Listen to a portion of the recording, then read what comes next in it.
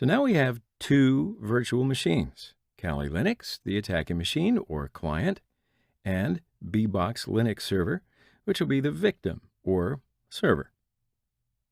So naturally, we should get them to communicate with each other. So that means that we need to put them on the same network. Otherwise, they're just separate dummy machines, right? Couldn't resist. So, putting these machines in our local network directly, what's that going to do? Expose our own network and our host to adversaries. This is a vital and very important security risk. And it's going to cause some major headaches. So, for this reason, we can use the inner networking system of VMware Workstation Player. So what this will do is it'll help us to eliminate risk, but we don't necessarily have to expose our own network and all the headaches that that may cause. Sound good? It does to me. Now, let me briefly tell you about the VMware Workstation Player networking. Now, because there are a few options that could make it confusing, I want to point out the three most popular configurations, which are bridged, NAT, and host-only network. So the first one is a bridged network. The bridged architecture will let your virtual machine connect directly to your network, or what I mean is your LAN, and then the VM will get an automatic IP address from your home router. Now, this option obviously does not eliminate the risk of exposure, but it opens the VM to the LAN. So, I don't recommend this configuration in a production or a business environment, especially when you're busy with many vulnerable machines. So, the second one is NAT, and this architecture can actually solve our problem because it creates a virtual network and then it assigns an IP address to your VM. So if you make this, like we're going to do on our demo, your VM can only communicate with your host and the machines in this network. The third option, in case you're curious, host-only network, provides more isolation. With a host-only network, you can completely isolate your VM from LAN as well as WAN. This architecture is very useful when you need sandboxing. For example, when you analyze malware, you really only want to use a host-only network. And you can also observe if the malware tries to communicate to a remote control server. So in our lab, what we're going to do is use the NAT network. And I'll just quickly show you how it's done. Start your workstation player. And your virtual machines are going to be listed on this left pane. I'm going to first start Kali. So choose Kali Linux by clicking on it. And a new view will be opened in the right pane. So from that view, by clicking in here, the settings window will open. Now you can change many configuration settings from this window. We're only going to change the network adapter settings.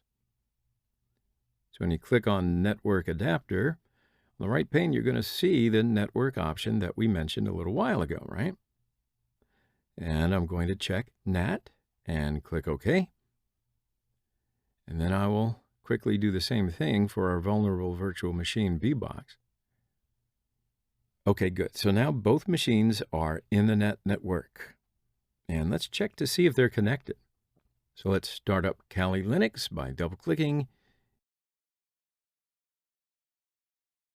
and click on Shortcut again to open the workstation main window. And we'll start up Bbox as well.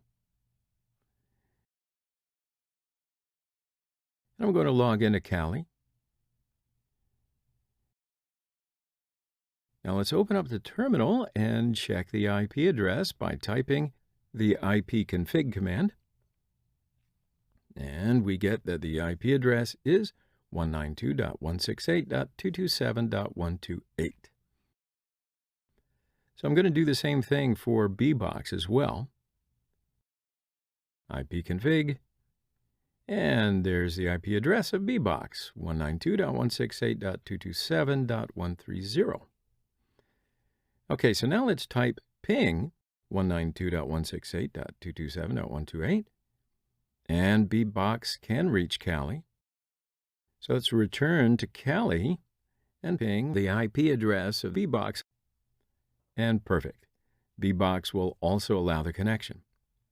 So that means our attacking machine and vulnerable machine will be able to communicate with each other. In fact, they're doing it right now. Oh, and one more thing to say is, after recording this video, I needed to change something with my system. So the IP address of the machines are also changed for me.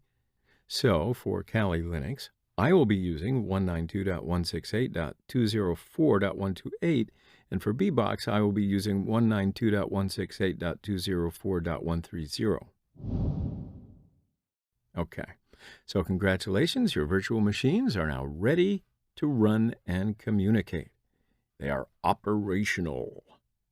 So now we include all machines into the same network. Now they can communicate. So there's one last task to do. When you work in a lab, you can pretty much mess everything up pretty easily. You can change the configuration of a server, upload malicious files, delete or change data, and more. So after a while, you are going to have so much in here that you could very easily lose your way. So at that point, don't despair. Just return to the first clean installation of the virtual machine. So unfortunately, VMware Workstation Player does not support snapshots. If you have VMware Workstation Pro, you can certainly use that feature. So what you need to do then is copy the clean installation of the virtual machines. That's all. If you're going to need clean ones later, you can always import them again in VMware Player. There's always options. And of course, you could always choose to run the whole lab on VirtualBox. That way you'll have these kinds of features for free. Always good to have options.